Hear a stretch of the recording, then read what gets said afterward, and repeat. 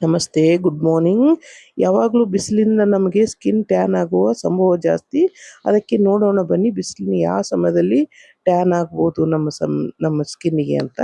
Tan ಆಗುವ ಸಮಯ ಸುಡು ಬಿಸಿಲು ಹೋದರೆ ಟ್ಯಾನ್ ಸನ್ಬರ್ನ್ ಆಗುತ್ತದೆ ಎಂದು ಎಲ್ಲರಿಗೂ ತಿಳಿದಿದೆ. ಆದರೆ ಯಾವ ಸಮಯದಲ್ಲಿ ಬಿಸಿಲು ನಿಮಗೆ ಟ್ಯಾನ್ ಮಾಡುತ್ತದೆ, ನೀವು ಯಾವ ಸಮಯದಲ್ಲಿ ಹೊರಗೆ ಹೋಗುವುದನ್ನು ತಪ್ಪಿಸಬೇಕು ನೋಡೋಣ ಬನ್ನಿ. ಟ್ಯಾನ್ ಆಗುವ ಸಮಯ, ಸೂರ್ಯನ ಬೆಳಕು ಹೆಚ್ಚು ಪ್ರಖರವಾಗಿರುವ ಸಮಯ ಅಂದರೆ ಬೆಳಗ್ಗೆ 10ರಿಂದ 4 ಗಂಟೆಯವರೆಗೆ.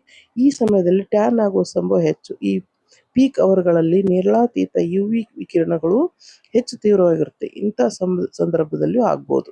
ದಿನದ ಇತರ ಸಮಯದಲ್ಲಿ ಕೂಡ ಟ್ಯಾನ್ ಆಗಬಹುದು, ಆದರೆ ಇದರ ತೀವ್ರತೆ ಮತ್ತು ಅವಧಿಯು ಗಮನಾರ್ಹವಾದ ಟ್ಯಾನಿಂಗ್ ಕಾರಣವಾಗುವ ಸಾಧ್ಯತೆ ಕಡಿಮೆ. ಸನ್ಸ್ಕ್ರೀನ್ ಅನ್ವಯಿಸಿ.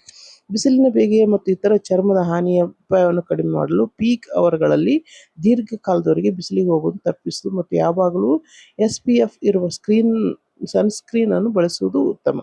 ಎಷ್ಟು ವೇಗವಾಗಿ ಟ್ಯಾನ್ ಆಗ್ಬೋದು? ಟ್ಯಾನ್ ಆಗಲು ತೆಗೆದುಕೊಳ್ಳುವ ಸಮಯ ಚರ್ಮದ ಪ್ರಕಾರ, ಸೂರ್ಯನ ತೀವ್ರತೆ ಮತ್ತು ಎಷ್ಟು ಸಮಯ ಬಿಸಿಲಿಗೆ ಒಡ್ಡಿಕೊಳ್ಳುವಿರಿ ಎನ್ನುವುದರ ಆಧಾರದ ಮೇಲೆ ಟ್ಯಾನಿಂಗ್ ವೇಗವು ಅವಲಂಬಿಸಿರುತ್ತೆ. ರಕ್ಷಣೆ ಮಾಡಿಕೊಳ್ಳಿ.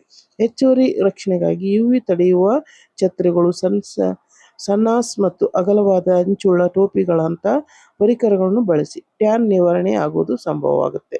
ನಿಂಬೆ ರಸ ಮತ್ತು ಜೇನುತುಪ್ಪವನ್ನು ಸಮಾನ ಪ್ರಮಾಣದಲ್ಲಿ ಬೆರೆಸಿ ಟ್ಯಾನ್ ಪೀಡಿತ ಪ್ರದೇಶಗಳು ಹಚ್ಚಿ 10-20 ನಿಮಿಷಗಳ ಕಾಲ ಹಾಗೆಯೇ ಬಿಟ್ಟು ನಂತರ ತೊಳೆಯಿರಿ.